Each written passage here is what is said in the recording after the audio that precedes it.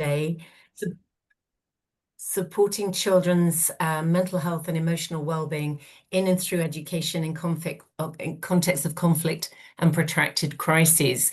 And we're going to be looking today at an evidence review. My name's Elaine Chase. I'm Professor in Education and Wellbeing within the Centre for Education and International Development at UCL's Institute of Education. And it's my great privilege to introduce our speakers today. Ian Warwick, Associate Professor in Education and Development within SEED, the Centre for Education and International Development as well, so a close colleague. And Genevieve Greer, who's a Research Fellow with IRC, who's been working very closely with Ian to compile the evidence review. It's also my great pleasure to introduce Larry Aber, who'll be known to many of you, who is the Paulette Goddard Professor of Psychology and Public Policy at NYU's Steinhardt School of Culture, Education and Human Development. And Larry will be our discussant today. So thanks so much, Larry, for joining us as well. We don't have that much time. So without further ado, I'm going to hand over to Ian and Genevieve. Then I'm going to invite Larry to offer some thoughts and reflections on the presentation of the evidence review, and then we'll open it up for a Q&A. Okay, so thanks, Ian and Genevieve. Over to you. Many thanks, Elaine. And I think I could hand straight over to Genevieve. Yes, Ian, if you could share your slides, that would be amazing. Good idea, yes, Yeah, thank you. you. I will do that. So yes, thank you, Elaine, and thank you to the ERIC Consortium and the INE for hosting this webinar. I don't know if it's, yeah, perfect. We're delighted to join you today to share insights into this review that Ian and I have been working on, amongst many other things, over the last 6 months. And if you move on to the next slide, thank you. On this evidence review came about because there's a lack of research on how children in conflict and crisis learn and develop, and also knowing what has worked and not worked to improve their education and well-being outcomes. There are practical, methodological and ethical challenges which really make it difficult to generate rigorous evidence in conflict and crisis settings.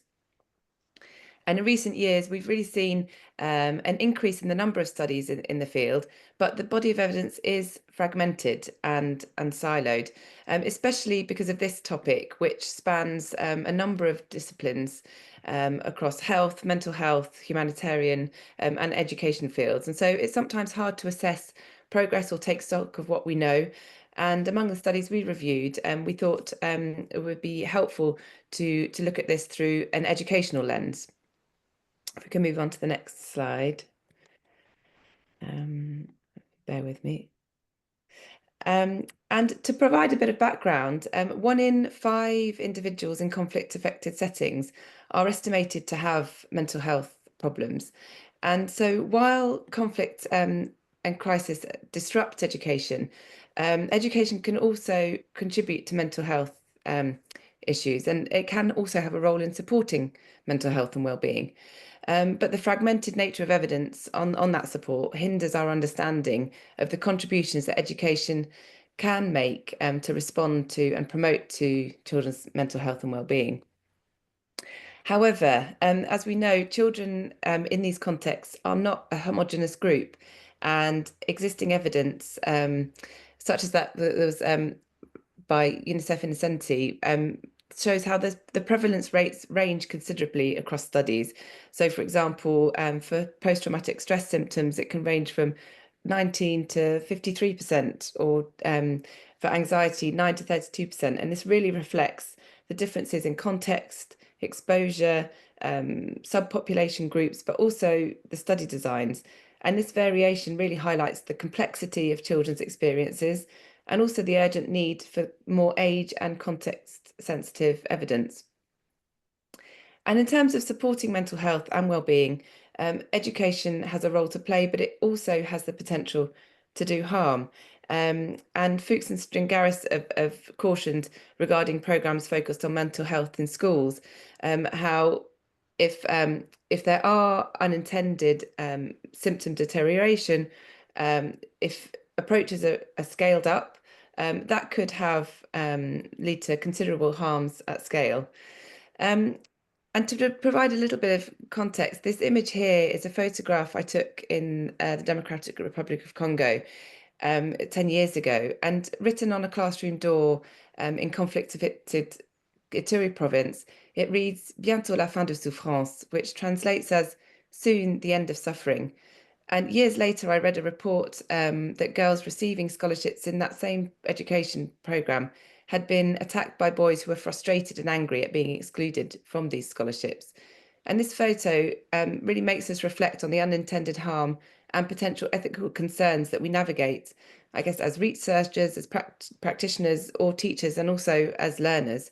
And it's to provide a background as to why it's important that we better understand what has worked, but also what's not worked to support children's mental health and well-being in and through education. And so through this webinar, we'd really like to invite reflection on different understandings of children's mental health and well-being, what influences these and how we come to know about them, and what education-related principles and values might inform policy, programming and practice across different settings. And so this leads us to our main research question. Are we on to the next? Yeah. What has worked, but we also looked at what has not worked to support children's mental health through education in conflict and crisis. And the methodology we used took a pragmatic approach with two researchers, myself and Ian, and we took a narrative and thematic approach to the review using both systematic search and hand searching techniques between September and November last year. And we took a two-pronged approach, firstly analysing over 100 studies which formed part of an existing database of studies as part of the ERIC database, they were already coded to mental health. And then secondly, we carried out some new searches in key academic databases for new studies related to mental health and well-being. And so from over 700 studies, we focused on 105 studies, which were both quantitative and qualitative in nature. And we were asked as part of the review to focus on impact studies and systematic reviews, which meant we really focused our analysis on 13 systematic and literary reviews and 9 impact studies between 2000 and 2024. And our selection and analysis was influenced by theoretical and conceptual frameworks, primarily the ERIC conceptual framework, and looking at the kind of achievement of holistic child outcomes, and also Bronfenbrenner's bioecological model, which some of you may be, I'm sure many of you are familiar with. And we found that that was actually the theory that was most used within the studies. And I'm going to hand over now to Ian to provide a bit more detail on the theoretical frameworks and findings. Thank you, Genevieve. Now, here's a rather busy slide in many ways around the ERIC conceptual framework. So we're kind of working with the idea in mind that you kind of see things through theoretical lenses. We're working kind of with this conceptual framework, first of all, particularly kind of noticing, and on the left-hand side, the different kind of layers, as it were, kind of the micro system in terms of the child and their local environment, maybe kind of systems which are a bit broader, the regional, and we were aware of kind of national, global, but hadn't sort of focused too much kind of on that in analysing findings. What we wanted to do, though, was rather kind of drill down a little more in terms of the drivers of learning. And we've got broad issues related to access, quality and continuity, and importantly, we think, idea around households, classrooms and communities. So what we're going to kind of be highlighting, and perhaps it will be more about consolidating some of these issues and providing some evidence for them, is to think about what might quality kind of look like and how do we understand it. We'll also highlight the importance of continuity and also bringing in these different settings, kind of households, classrooms and maybe community settings too.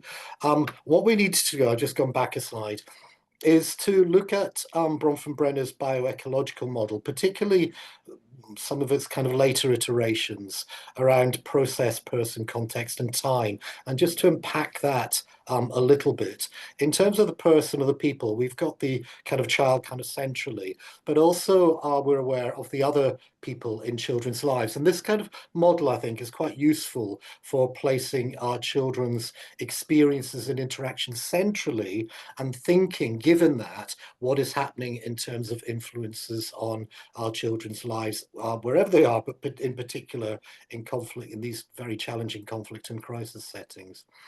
The processes that we wanted to highlight, and this I think relates to moving forward again, kind of ideas around the quality of what might be going on in terms of drivers of learning, are these what get called proximal processes.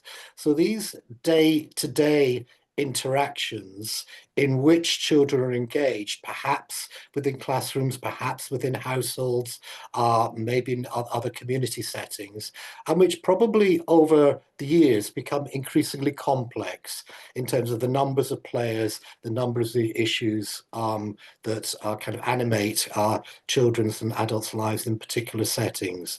So it's those proximal processes, and often, certainly when I was kind of reading the reviews that were available to us to study and to review, for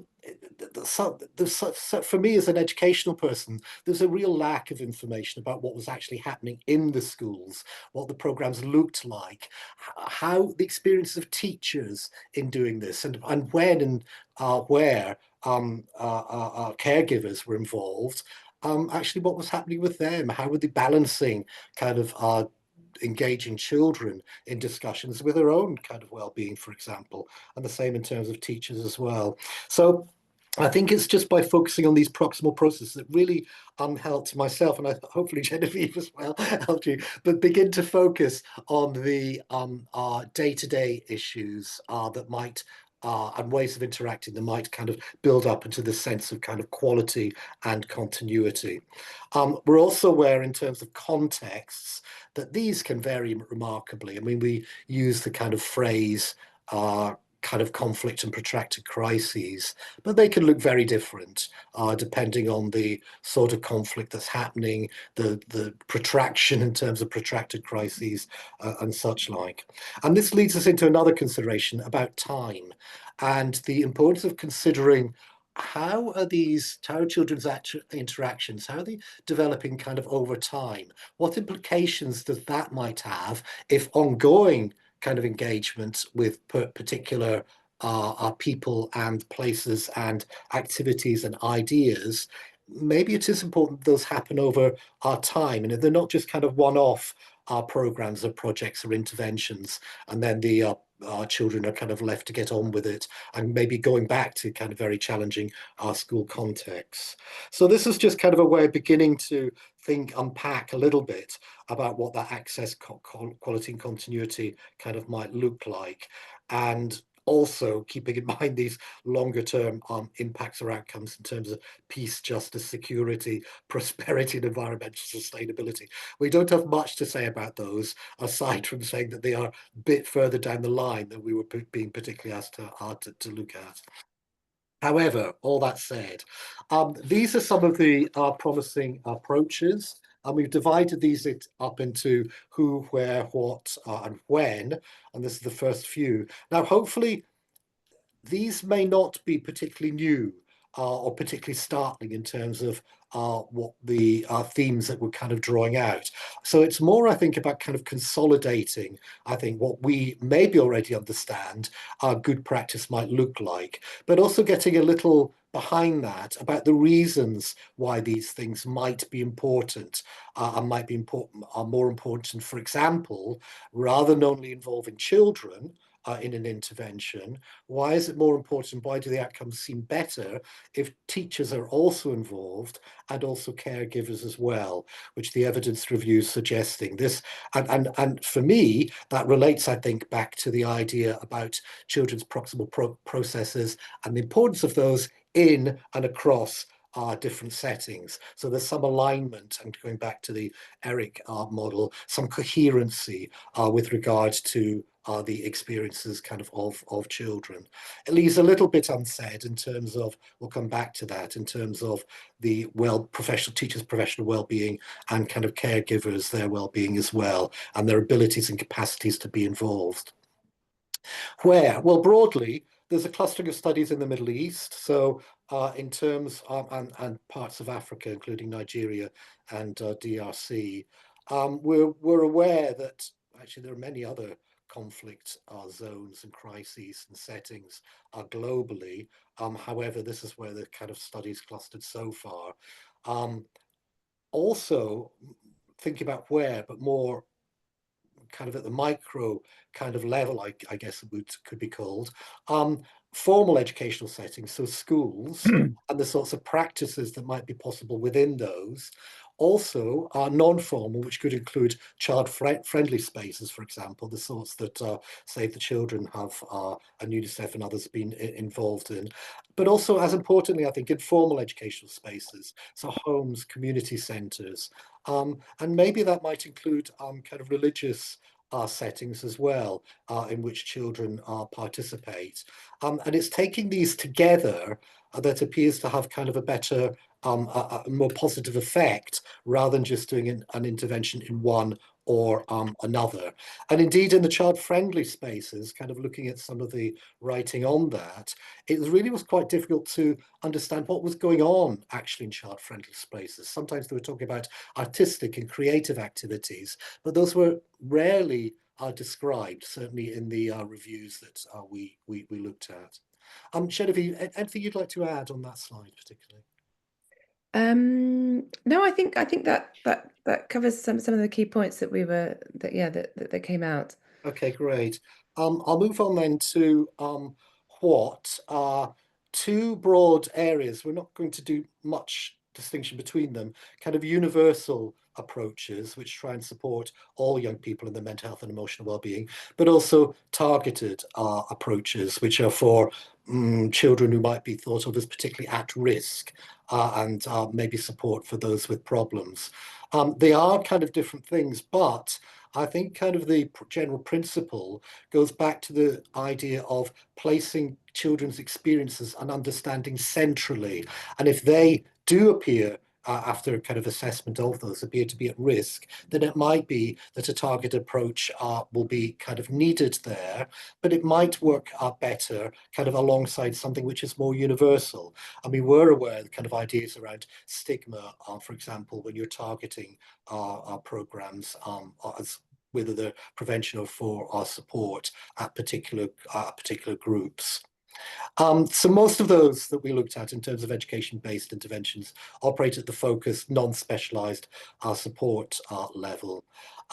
Some targeted interventions showed strong short-term reductions in PTSD, anxiety, and depression. Now, this is quite, I think, good to know, because I think there's a tricky balance to strike between existing programs that are up and running and being tested out, and those where there are kind of greater calls for localization, or kind of taking into account kind of local cultures and experiences of mental health and emotional well-being.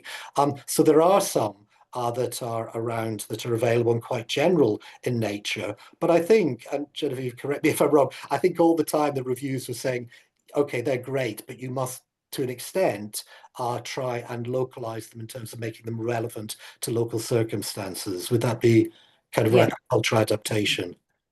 Yeah, I think that's definitely it came across strongly across all of the studies, and I guess in terms of just bringing up on the targeted trauma focused interventions, I think what was interesting was that those that supported, some of them looked at comparing if the intervention was just with adolescents, for example, versus some that were also included parent support.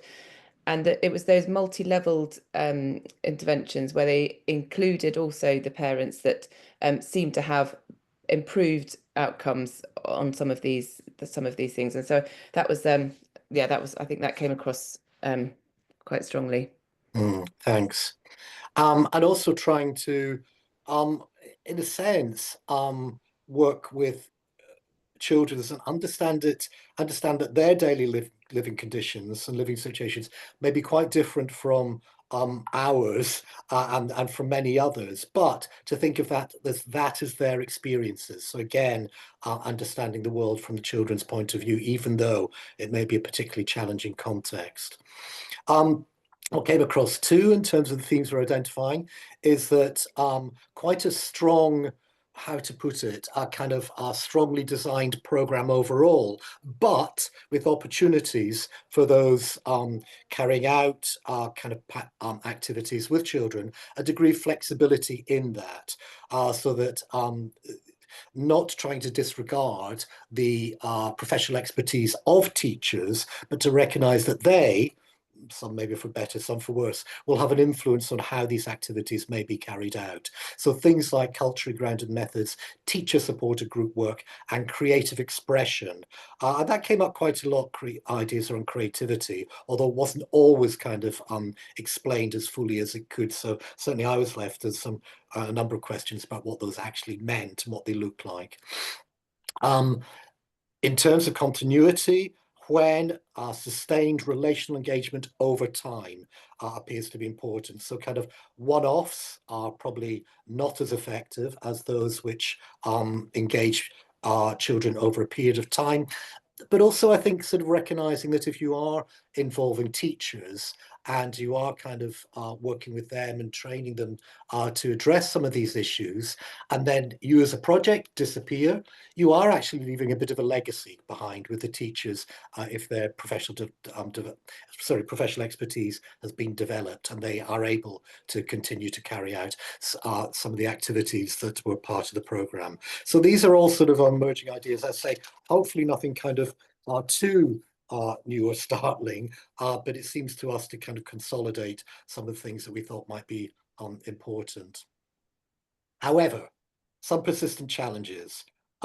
We weren't always clear about the theories of change that were underlying the work, or kind of logic models. So we just got a bit of a sense of, I don't know, as if something that had worked elsewhere was just being tested out in a new context, see if it worked, without really much of the theorizing going on about what might need to be adapted, why might it need to be adapted to cultural circumstances.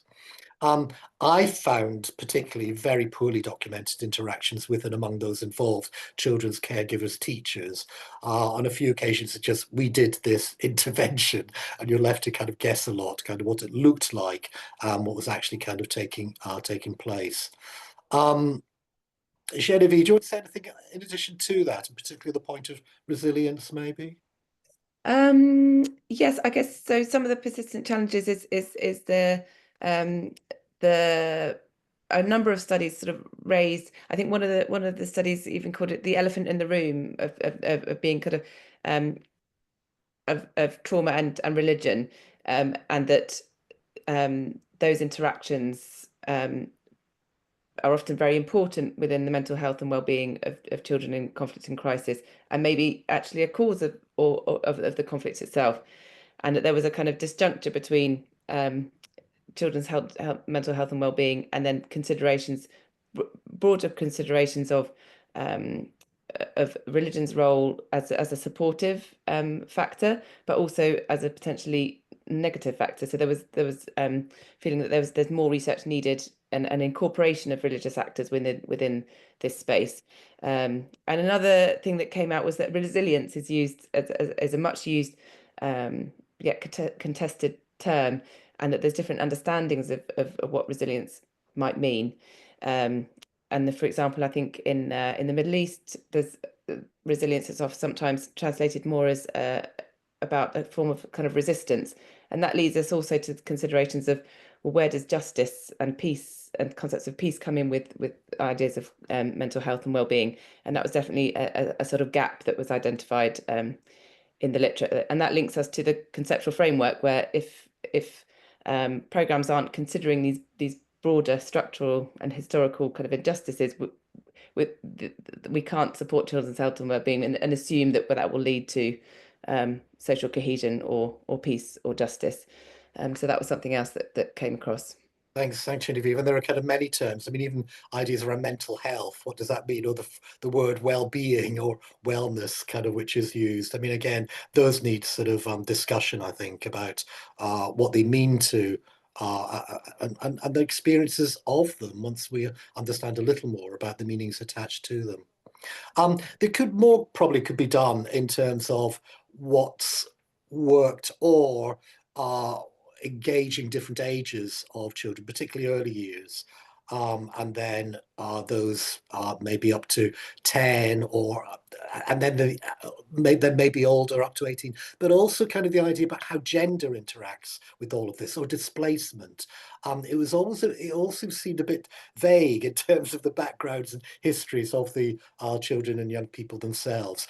And also given what was emerging as the importance of involving them, not huge amounts on caregiver and teacher well-being, although I understand one of the projects, smaller projects and reviews in ERIC is kind of looking at particularly teacher and professional well-being, which seems to be very valuable.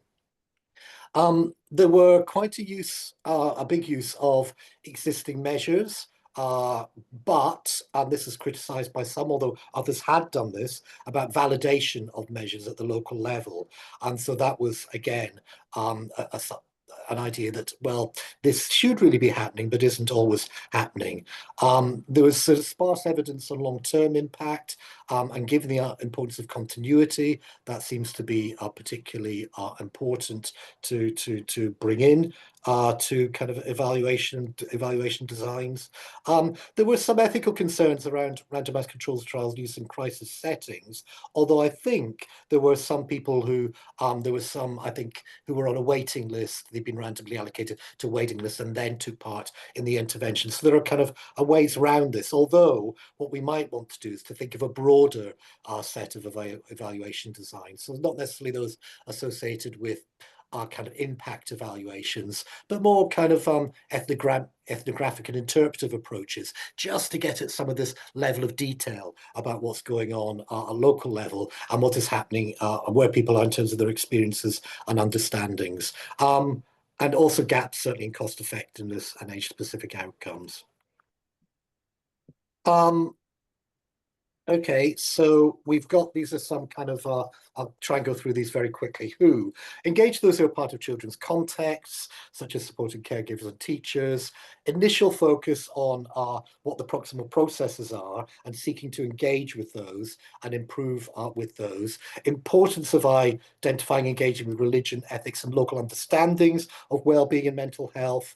Now, in terms of where, embed within schools and educational spaces and link to caregivers and communities, but also try and involve them as well as children in decisions about what the programme might itself look like, which would require quite a lot of time. And we think maybe greater use of research designs through which information can be gathered about people, context, processes and activities in which they're involved and which generate data over time. So again, these are kind of more points for discussion. We do have actually a list of points of discussion, but I think I should close there more or less. Genevieve, is there anything final you wanted to add?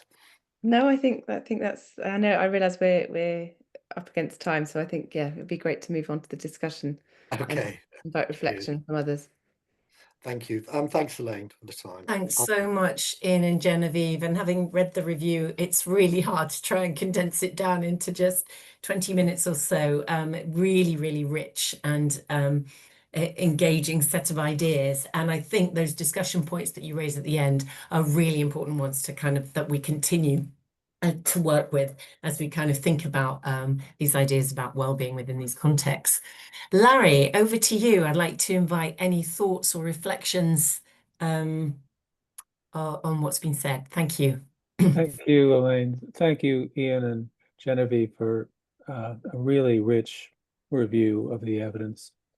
I'm going to just call out a few things that struck me particularly, and because you've covered so much that I want to say in your review already. The first thing that is true today that was not true in the past is that people actually think that theory has something to do with the design and delivery and evaluation of interventions. I can't tell you how different that is. There, that just wasn't a part of consideration 10, 15 years ago.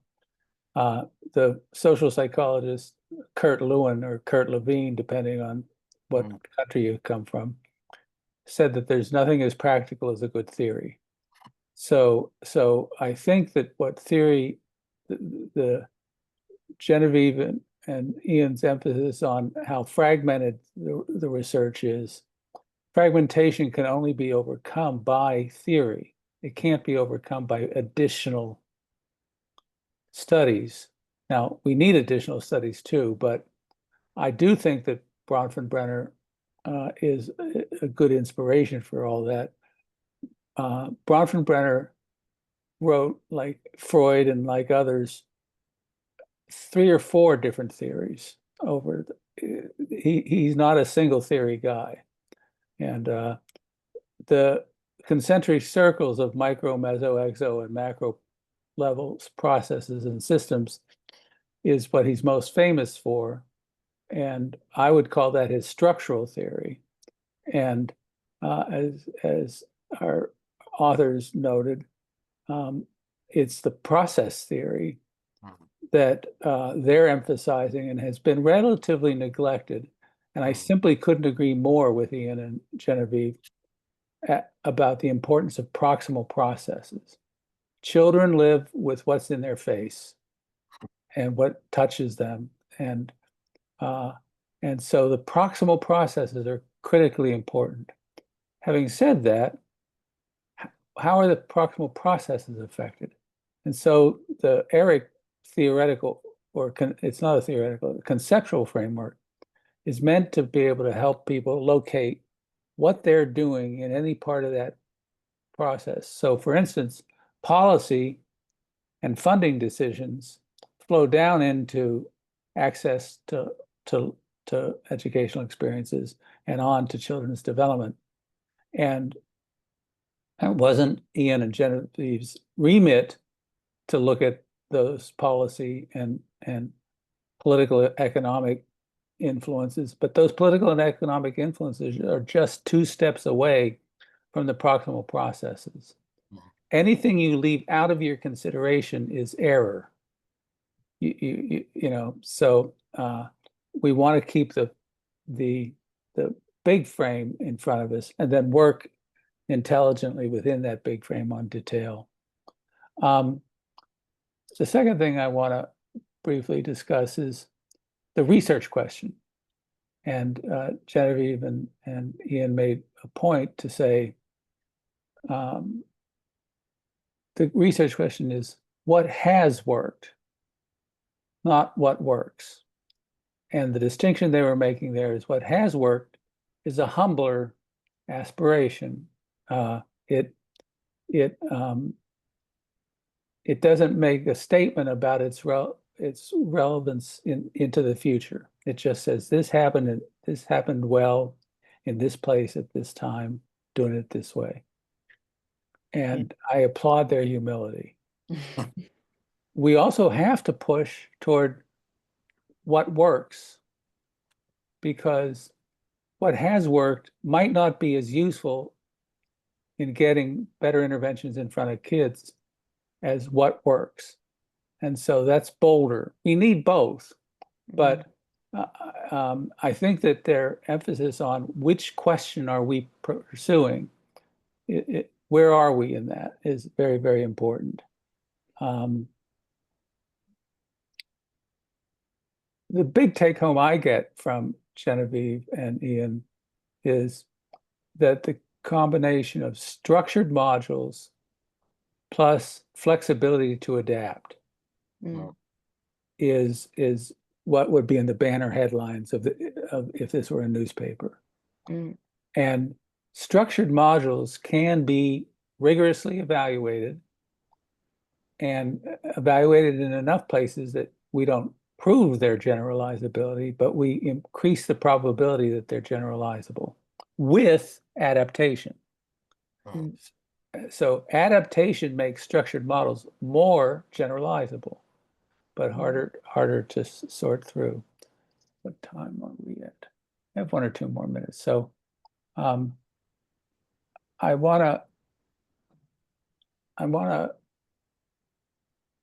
reinforce what they said in the paper, which is that we should be reflecting about what mental health and well-being of children means.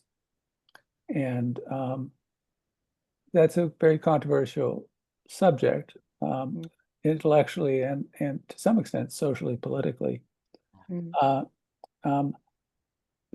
was a statement, and forgive me if I got this wrong, but somebody said, and I think it was Ian and Genevieve, that mental health and well-being doesn't overlap very much with social emotional learning, or isn't the same thing as social emotional learning. If that isn't what you guys said, it's somebody else saying it out there. And I just want to emphasize how relatively advanced social emotional learning research is compared to mental health research. There's a what do you call it? Interestingly, we because I think there's some other research happening within the ERIC Research Consortium. We purposefully tried to focus only on the mental health and not so much the social and emotional learning. Although there is a lot of overlap, we did try to focus this review on the mental health ones that were kind of mental health outcome focused. And so maybe in a future draft of the evidence review, you might provide that as a rationale for not discussing it as much. But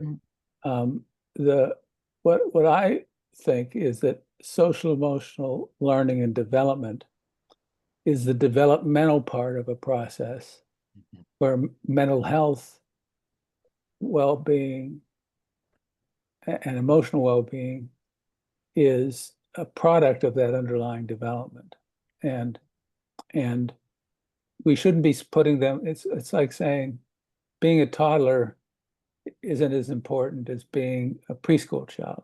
No, they each make contributions to development, but I think the social emotional learning in many places carries less stigma, and populations can endorse it because it feels normative and healthy and part of learning, not part of psychopathology.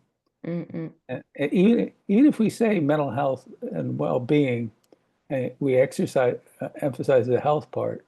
In normal discourse, I think people hear sick, and I think that we really want to advance that through social emotional learning. The final thing I'll mention, because I really do want our colleagues who are waiting to chip in on this. Final thing I'll mention is if structured modules with adaptability is one headline, a second headline down the page a little bit is the importance of, you refer to it as normalization. I would refer to it as priority number one is providing through educational settings safety and security for children. The safety and security is foundational. There's actually lots of literature that suggests that you really can't treat or overcome trauma if you return them right back to the traumatic experience. So what are we going to do? We're going to have to make a space where children can heal somewhat naturally and not with high design. And that is critical to helping children recover for the reasons I described. So that's quite consistent with everything you had to say, but I don't think you might have an opportunity to say that more explicitly. So thank you very much, Genevieve and Ian and Genevieve, G and I and G. Deeply appreciate it. And now back over to Elaine to sort the rest of the webinar. Thank you. you so much. Thanks so much, Larry. Really important points there, I think, about the importance of theory, the question about what's worked and what can work, about these sustained models and structured models alongside flexibility, and the reinforcements of social emotional learning, and then this real need for emphasis on creating settings of safety and security for children as foundational for their emotional well-being and mental health. So really, really important, I think. Nice set of hooks to perhaps hang the discussion on, and any others, should people have those. Ian and Genevieve, did you want to respond quickly to any of those key points before we open up for questions? And please, in the meantime, can I ask people to put questions in the chat? If we could have all the view so that we could see all the boxes again, I think that would be helpful to be able to see any hands raised. I'm not sure who's managing the layout, but that would be really helpful. I think Shreya, maybe. Thanks so much.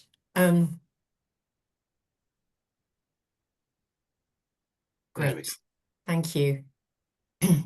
Elaine, can I just say a very quick thank you to Larry? You distilled some key points there and gave us a couple of things to think about, particularly about safety and security. But I also love that idea about structured models with flexibility to adapt. A nice phrase, I think, to include. Thank you so much, Larry, for that. Happily. Okay, so the floor is open. We have about 20 minutes or so for questions. If you can either raise your hand, put questions in the chat, and if you are happy to open cameras when you ask questions, then fine. If not, bearing in mind that the seminar is being recorded, feel free to keep your camera off. That's fine also.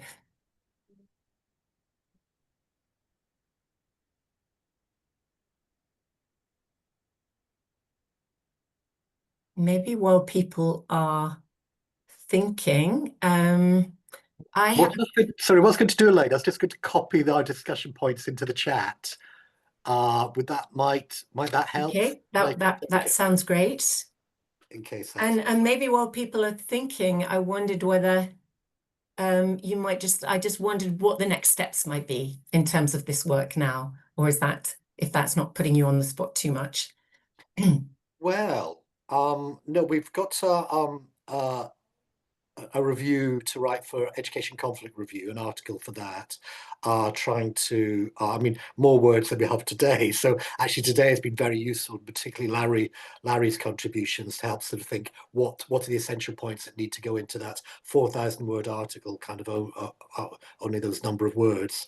I think my hope is that we might also have some opportunities to do some further thinking and discussion about thinking more about kind of educational activities and practices, for example, the role of teachers, but also I think kind of, again, what I was missing was in terms of the schools and what those as settings might look like, and whether those settings are, for example, a school may be a very good and positive kind of experience for some children, although another school may be really harsh and kind of bullying.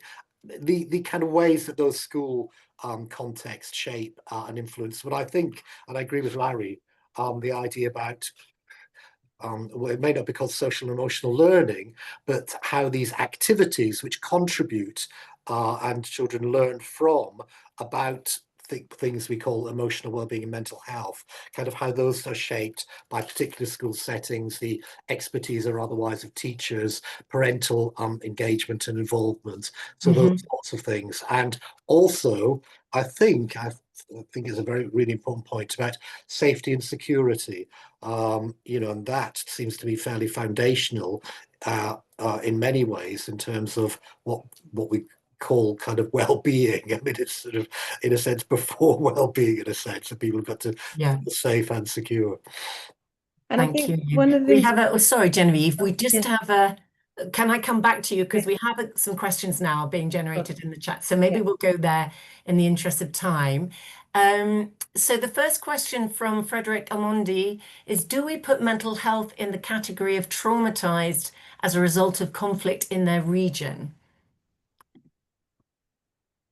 Well, I mean, my understanding is that may be part of it, but I mean, in terms of the bioecological model, I mean, there'd also be the characteristics of the child. So there might be kind of biological kind of physiological, genetic kind of influences as well.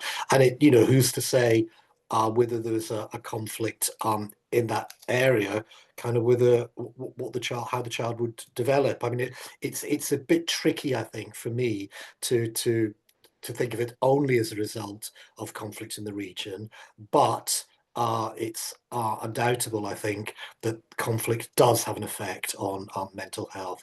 But I wouldn't say it's the only factor, but certainly kind of very important. Okay. May I jump in for a second about Yeah, please, Larry, do. I just want to raise a question about our understanding of the term trauma. Mm. So a very large, the history of trauma research is that it began focusing on discrete one-time events, like response to a car accident or something like that. Mm. And that's simple trauma. We've moved on from that to distinguish simple trauma from complex trauma. How over time and in repeated sexual abuse is a complex trauma, and simple traumas responses are different than complex traumas. A third distinction is mass trauma, and that relates to the question about regional issues here. Is it different to experience trauma when you're the only one versus trauma where you're part of the majority of the population?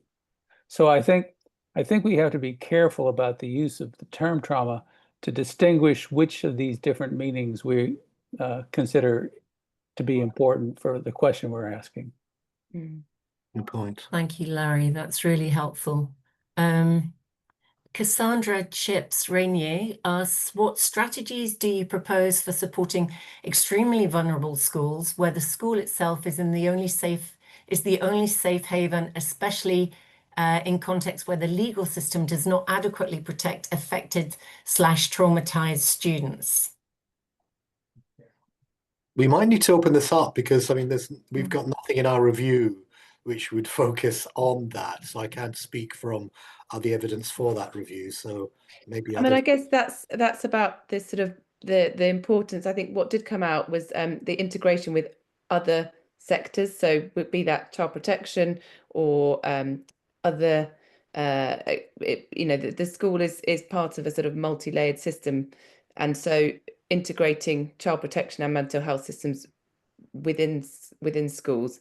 So and about that establishment of kind of clear referral pathways, even if they are informal or community based, if the structures aren't there, whether there are protections or trusted adults, confidential reporting mechanisms, whether that might be through suggestion boxes or if there's trusted adult systems, if in the absence of formal legal regress, I guess. Yeah, I don't know if that's helpful. Thank you, Genevieve. A question from Janena Hirata. Hi, everyone. I would like to hear more about a collective approach to MHPSS, presumably mental health and psychosocial support, as many of the interventions tend to focus on individuals. I'm based in Brazil and worked in LAC looked after children, I'm thinking, extensively, and I see different ways to address children and educators' well-being. And I guess this is a little bit about the targeted and universal interventions, but also about the preventative as well as the responding to experiences of trauma, perhaps. That's maybe over. I don't know what you think, Ian and Genevieve. Yeah, I think you're absolutely right. I think sort of many mental health and psychosocial support interventions in education systems still adopt an individualized, maybe quite clinical, and maybe Western derived lens, which sort of centers maybe trauma recovery or symptom reduction. But there is also growing recognition, I think, also maybe in Latin America and Africa and other contexts, for this collective relational and culturally grounded approaches. And I guess that's linking to what Larry was saying about this idea of mass trauma, but also that there are different conceptions of how trauma is felt, or well-being is felt, not just as an individual, but as the collective.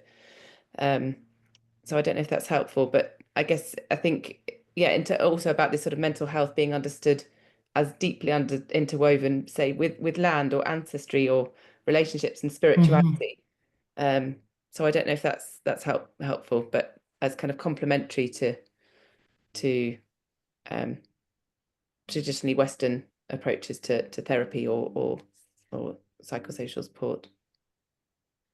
Many thanks, Genevieve. Things Ian. also, yes, it might be useful to explore as well is the role of critical pedagogy kind of in these things that get called interventions, kind of based on Freirean kind of ideas. I mean, moving away from individual kind of activities. And I mean, the thing is, some of the interventions is actually a little hard to identify, as I mentioned before, what the activities actually were and whether there was much interactivity, whether there was kind of group work going on or not.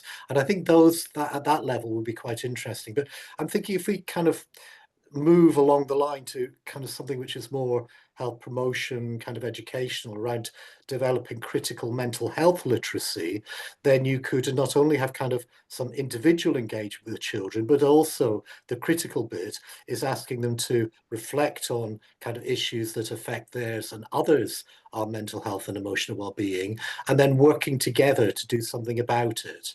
And I think those very kind of small steps in schools might be kind of one of the ways to move away from kind of somewhat individualized. And you could also then, I mean, that could tie into the assessment, because instead of assessing necessarily mental health outcomes, although that could be done, what you could also do is to assess the learning and the actions that arose out of engagement in particular activities in and through schools. So I would quite like to push some of the direction of discussion along that line about making more use of ideas related to critical pedagogy. Thanks, Ian. Larry, you have your hand up. Just very quickly, because many colleagues on the webinar might not know, ERIC itself is sponsoring and supporting and conducting research in 7 different countries that have conflict. Some in South Asia, some in Middle East, some in Sub-Saharan Africa. And the reason I mention that is because so much of what Genevieve and Ian have been emphasizing needs to be acted on collectively as a research community. So, and the database is fragmented because we are fragmented. The database doesn't get born fragmented. We fragmented it, and only we can unite it. So, but I really encourage people to follow closely those 7 studies. And there's a cross-country study in all of that that we want to get some of these ideas into for the design of it. So, thanks. Great. Really helpful, Larry. Thank you. Gray Reinhardt says, wonderful work, Ian and Genevieve, exclamation mark. I was wondering if there was much of an evidence base of promising practices being institutionalized or scaled up within particular contexts, or did you get the sense that many interventions were one-offs? Genevieve, you might be better placed than I am to. Yeah. I think there's a real mix. I think many promising interventions remain project-based or short-term, but there were, for example, I think it's the Better Learning Foundation, there were some interventions that were taken on by specific organizations who tend to replicate those in different contexts. So, and that was particularly through the work of NGOs.